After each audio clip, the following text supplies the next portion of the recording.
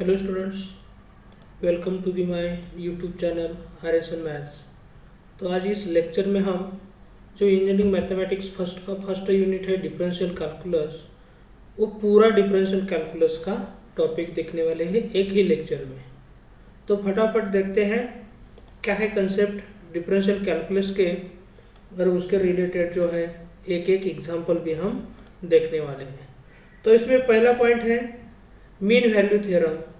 तो mean value theorem के लिए पहले हमें चाहिए वो मीन वैल्यू थ्योरम जो है वो एप्लीकेशन ऑफ डेरिवेटिव है।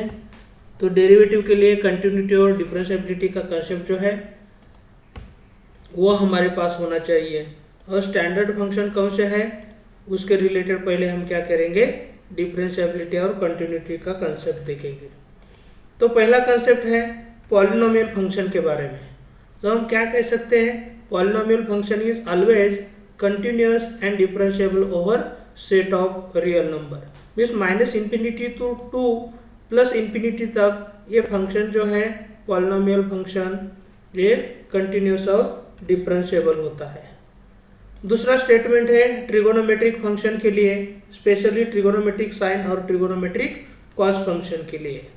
तो ये हम कह सकते हैं ट्रिगोनोमेट्रिक फंक्शन साइन एक्स और cos x always continuous and differentiable over are. Means हर एक पॉइंट के लिए ये जो फंक्शन है कंटिन्यूस और डिफरेंशिएबल फंक्शन है। उसके बाद एक्सपोनेंशियल फंक्शन के बारे में हम क्या कह सकते हैं, तो exponential function is always continuous and differentiable over R over set of real number. उसी तरह जब लॉगरिथम फंक्शन का कंसेप्ट अब हम देखते हैं तो logarithm of negative number possible ही नहीं है, और लॉग ऑफ जीरो भी क्या होता है, इन्फिनिटी होता है। तो लॉगरिथम के लिए हम क्या कंसेप्ट ले सकते हैं, logarithm function is continuous and differentiable over R plus. R plus means positive number, इसमें जीरो इंक्लूड नहीं है, तो आर की वैल्यू जीरो छोड़ के पॉजिटिव नंबर जो है वो हम कंसिडर करने वाले हैं। तो इसी तरह ये जो स्टैंडर्ड स्टेटमेंट्स है वो हमारे पास होने चाहिए। उसके बाद हम रोल्स थ्योरम का कंसेप्ट देखेंगे। तो रोल्स थ्योरम का स्टेटमेंट क्या है, तो रोल्स थ्योरम के स्टेटमेंट में अ real valued function f of x, इसमें क्या होना चाहिए, जो गिवन फंक्शन है वो रियल वैल्यूड होना चाहिए। रियल वैल्यूड फंक्शन का मतलब एक्स की वैल्यू रियल पुट करेंगे तो फंक्शन की वैल्यू भी क्या आनी चाहिए, रियल ही आनी चाहिए। उस फंक्शन को हम रियल वैल्यूड फंक्शन कहते हैं। तो इसका स्टेटमेंट है real valued function f of x defined in the interval closed interval a b. अब इनमें से तीन क्राइटेरिया है। पहला तो फंक्शन कंटिन्यूस होना चाहिए over closed interval a b. तो हम कह सकते हैं f of x is continuous on closed interval a b. दूसरा है f of x is differentiable on closed interval नहीं है यहाँ, तो differentiable on open interval a भी होना चाहिए। तीसरा पॉइंट है जो इंटरवल दिया है ए बी, उसमें से जो बाउंड्री पॉइंट है ए और बी उसके रिलेटेड फंक्शन की वैल्यू क्या होनी चाहिए, सेम होनी चाहिए। Means f of A is equal to F of b. उस वक्त हम कह सकते हैं रोल्स थ्योरम जो फंक्शन है रोल्स थ्योरम के तीनों भी कंडीशन सेटिस्फाई कर रहा है, और उस वक्त हम क्या कर सकते हैं, there exist at least one number c belongs to open interval a b such that F dash of C is equal to 0। तो ये तीनों कंडीशन सेटिस्फाई हो गए, तो ऐसा कम से कम एक तो सी मिलेगा ओपन इंटरवल ए बी में जो कि f dash of C is equal to 0 मिलेगा। अब ये f dash c means derivative का कंसेप्ट है। तो f dash c means derivative, और डेरिवेटिव स्लोप है, फंक्शन के टेंजेंट का स्लोप भी होता है। तो फंक्शन के टेंजेंट का स्लोप 0, इसका मतलब ये जो टेंजेंट लाइन है वो पैरेलल टू एक्स एक्सिस होती है। तो ये हम डायग्रामेटिकली देखेंगे एक्चुअली ये कंसेप्ट है क्या। तो इसका जो डायग्राम है, ये डायग्राम आप देख सकते हैं किसी तरह, ये रोल्स थ्योरम का स्टेटमेंट है। आप देख सकते हैं ये एक्स एक्सिस है, वाई एक्सिस है, ये जो कर्व है ये y is equal to F of x का कर्व है। यहाँ a f of a point है और ये जो है b f of b point है। ये जो हॉरिजॉन्टल लाइन है इस पे जो y के वैल्यूज है वो सेम ही हो गए, तो ये पॉइंट है a एफ ऑफ ए और b एफ ऑफ बी, इसमें f of A is equal to F of b होगा। तो ऐसा हमें कम से कम एक तो पॉइंट सी मिलेगा जिसका स्लोप है वो 0 है, इसके रिलेटेड स्लोप जो है 0 है। आप ये पॉइंट देख सकते हैं F dash C is equal to 0 है, इसका मतलब ये जो लाइन दिख रही है इसका स्लोप जो है हमें 0 मिल रहा है। दूसरी भी लाइन यहाँ देख सकते हैं आप, इसका स्लोप क्या है 0 है। तो ऐसा कम से कम एक तो पॉइंट मिलेगा, उससे ज़्यादा भी मिल सकते हैं। तो ये है रूल्स थ्योरम का स्टेटमेंट। अदरवाइज इसके रिलेटेड अल्टरनेटिव स्टेटमेंट हम देख सकते हैं। तो अल्टरनेटिव स्टेटमेंट हम फटाफट देखेंगे। तो ये जो अल्टरनेटिव स्टेटमेंट है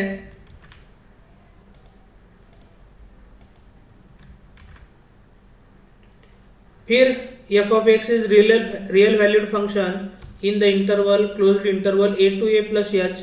तो F of X continuous differentiable और F of A is equal to F of A plus होना चाहिए।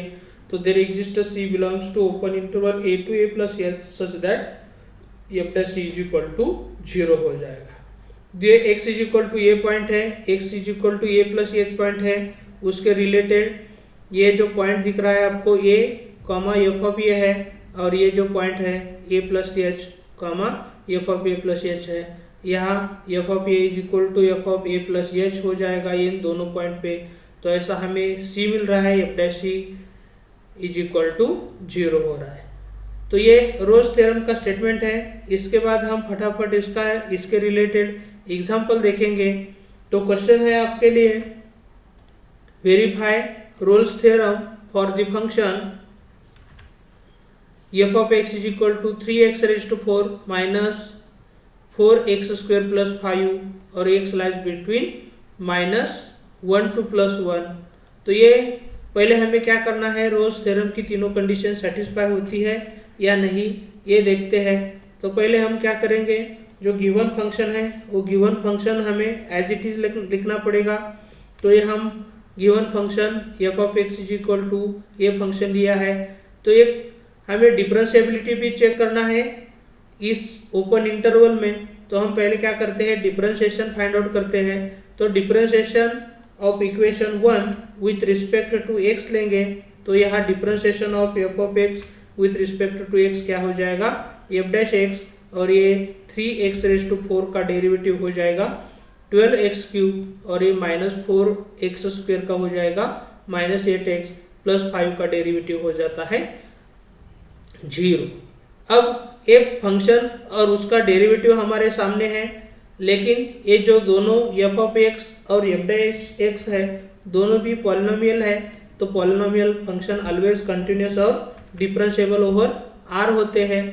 लेकिन ये जो इंटरवल ओपन इंटरवल या क्लोज्ड इंटरवल देख रहे हैं वो सबसेट ऑफ आर है। तो ये function continuous and differentiable over R है। तो इसके सब इंटरवल में वो ऑलवेज कंटिन्यूअस एंड डिफरेंशिएबल होगी। तो हम क्या कह सकते हैं, जो function f of x is equal to ये फंक्शन है वो कंटिन्यूअस ओवर क्लोज्ड इंटरवल भी है और डिफरेंशिएबल ओवर ओपन इंटरवल भी है। तो दोनों कंडीशन जो है रूल्स थ्योरम के सेटिस्फाई हो गए हैं। अब हमें थर्ड कंडीशन चेक करनी है। तो देखते हैं थर्ड कंडीशन के लिए क्या होता है। अब यहाँ हम कंपैरिजन करेंगे क्लोज्ड इंटरवल ए बी के साथ। तो क्लोज्ड इंटरवल ए बी के साथ ये कंपेयर करने के बाद ए की वैल्यू हो जाएगी -1 और बी की वैल्यू हो जाएगी +1। तो हमें f of a find out करना है, means f of -1 find out करना है और दूसरा f of b means f of +1 find out करना है। तो देखते हैं फटाफट क्या होता है एफ ऑफ ए और एफ ऑफ बी। अब यहाँ देखेंगे हम ए की वैल्यू -1 पुट करने के बाद एफ ऑफ -1 ये जो फंक्शन आपके सामने दिख रहा है इसमें हम x की वैल्यू -1 पुट करेंगे और सिंप्लीफाई करेंगे तो 4 मिलेगा और F of b means f of 1 फिर उसी फंक्शन में क्या करेंगे, x की वैल्यू 1 पुट करके सिंप्लीफाई करेंगे तो फिर हमें क्या मिलेगा, 4 मिलेगा। इसका मतलब f ऑफ a की वैल्यू भी 4, f ऑफ b की वैल्यू भी 4 मिल रही है। तो हम कह सकते हैं f of a is equal to f of b is equal to 4। तो ये तीनों भी कंडीशन ऑफ रोल्स थ्योरम क्या हो रही है, सेटिस्फाई हो रही है। Therefore, there exists at least one C belongs to open interval -1 to 1 such that f dash of C is equal to 0। तो हमें ऐसा कम से कम एक तो C मिलेगा जो कि f dash C is equal to 0 satisfy करेगा। लेकिन हमें f dash of C find out करने के लिए पहले क्या करना पड़ेगा, जो हमने डेरिवेटिव फाइंड आउट किया था f dash of x, इसमें x के जगह c लेंगे तो हमें f dash of c मिलेगा। तो हम ये जो इक्वेशन नंबर 2 था, डेरिवेटिव निकाला था f dash x, इसमें x की जगह c लेंगे तो f dash c मिलेगा हमें 12 इंटू सी क्यूब माइनस 8c। अब हमें इक्वेशन 3 में means f dash of c is equal to 0 लेंगे तो ये क्या हो जाएगा, 12c cube minus 8c is equal to 0। उसके बाद हम c कॉमन निकाल सकते हैं और उसके बाद 4 भी कॉमन आ सकता है। और ये सब सिंप्लीफिकेशन होने के बाद आप देख सकते हैं, ये सिंप्लीफिकेशन हम डायरेक्ट यहाँ देते हैं। क्या है सिंप्लीफिकेशन, 4c कॉमन लेने के बाद ये टर्म बचेगी तो ये 4c is equal to 0 means c is equal to 0 हो जाएगा, या तो 3c square minus 2 is equal to 0 हो जाएगा। तो ये c की वैल्यू 0, या ये सिंप्लीफिकेशन करने के बाद c square is equal to 2/3, लेकिन 2/3 0.67 हो जाएगा। और इसका स्क्वायर रूट निकालेंगे c square is equal to 0.67 का, तो c की वैल्यू प्लस और माइनस 82 हो जाएगी। अब ये c की वैल्यू 0 है, 0 lies between open interval -1 to 1, या तो 0.82 लेंगे तो वो फिर भी -1 to 1 में है, और -0.82 है वो भी ओपन इंटरवल -1 to 1 है। तो c के वैल्यू कम से कम 1 होनी चाहिए, लेकिन यहाँ c के वैल्यू कितने मिले हैं, हमें 3 वैल्यू मिले हैं, जो कि रोल्स थ्योरम इन तीनों पॉइंट पे सेटिस्फाई कर सके। तो इसी तरह ये जो कंसेप्ट है रोल्स थ्योरम के बारे में, Rolle's theorem is applicable for the function f of x is equal to 3x raised to 4 minus 4x square plus 5 in the interval closed interval -1 to 1। तो इसी तरह ये जो कंसेप्ट है रोल्स थ्योरम का, वो हम अभी भी हमने देखा है। अब नेक्स्ट कंसेप्ट है लैग्रांजेस मीन वैल्यू थ्योरम का। अब लैग्रांजेस मीन वैल्यू थ्योरम में भी जो गिवन फंक्शन है वो कंटिन्यूस होना चाहिए और डिफरेंशिएबल होना चाहिए। तो क्या है statement, a real valued function f of x defined on the interval closed interval a b, और ये क्या होना चाहिए, continuous over closed interval, differentiable over open interval होना चाहिए। Then there exist at least one c belongs to open interval such that क्या हो जाएगा, f dash of c is equal to f of b minus f of a upon b minus a हो जाएगा।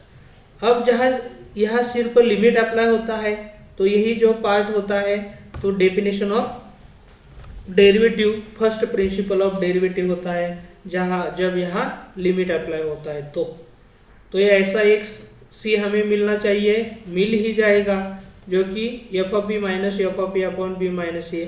इसका मतलब ये हो गया a f ऑफ a और b f ऑफ b दोनों पॉइंट जोड़ के जो लाइन बनती है उसका स्लोप है ये f of b minus f of a upon b minus a। तो हमें एक तो c ऐसा मिलेगा कि जो ये लाइन आपके सामने दिख रही है इसका जो स्लोप है उसके स्लोप इतना स्लोप दूसरे एक पॉइंट c पे मिलेगा, जो कि वो पॉइंट कौन सा है c, तो उसका स्लोप क्या हो जाएगा, एफ डैश सी।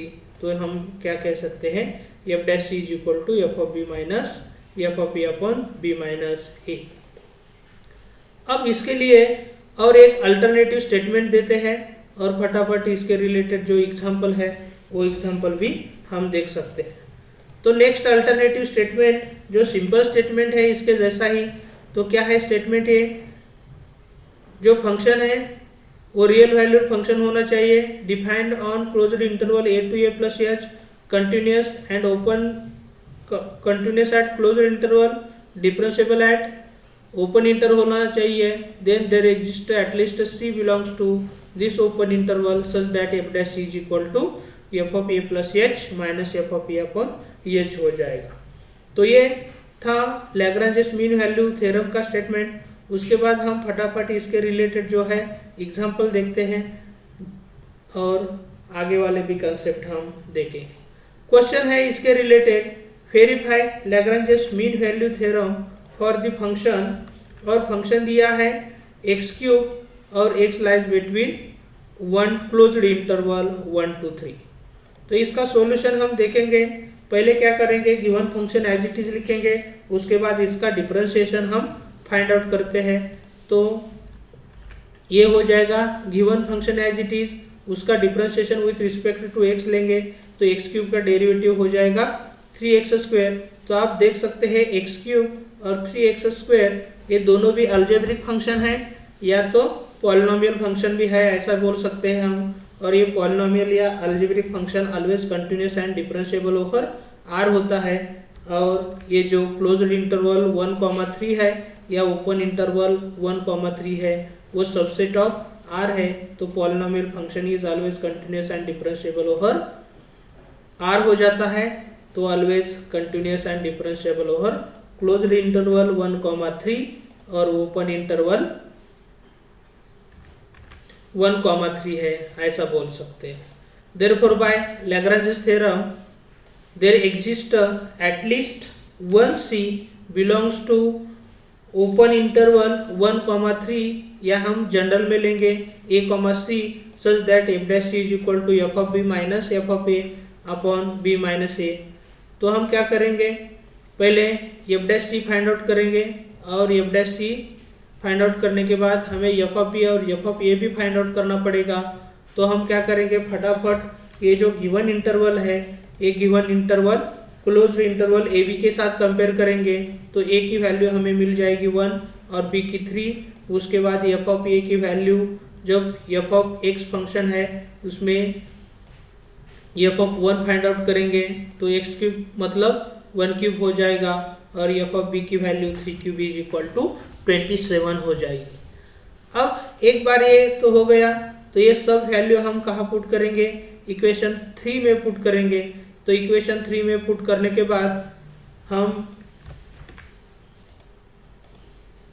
यहाँ F dash of C is equal to F of B minus F of A upon B minus A में करेंगे। तो लेफ्ट हैंड साइड का एफ डैश सी कहाँ से फाइंड आउट करेंगे, जो इक्वेशन 2 है F dash of x is equal to 3x², इसमें x की जगह c पुट करेंगे तो हमें एफ डैश सी मिलेगा। ये एफ ऑफ बी 27 है minus F of A upon B minus A. अब ये सिंप्लीफाई करना है हमें, तो ये सिंप्लीफाई करने के बाद ये 27 माइनस 1 क्या हो जाएगा, 26 हो जाएगा। अब ये 3 माइनस 1 यहाँ हो जाएगा 2 और ये सिंप्लीफाई करने के बाद 26/2 जो है ये 26/2 हो जाएगा 13 और सिंप्लीफाई करने के बाद ये जो 13 है यही हम उसके बाद सिंप्लीफाई करेंगे तो ये जो स्टेप आने वाला है ये c² इज इक्वल टू 13/3, लेकिन 13/3 की वैल्यू 4.33 होती है। अब c² की वैल्यू 4.33 है तो हमें क्या करना पड़ेगा, इसका स्क्वायर रूट निकालना है दोनों साइड का।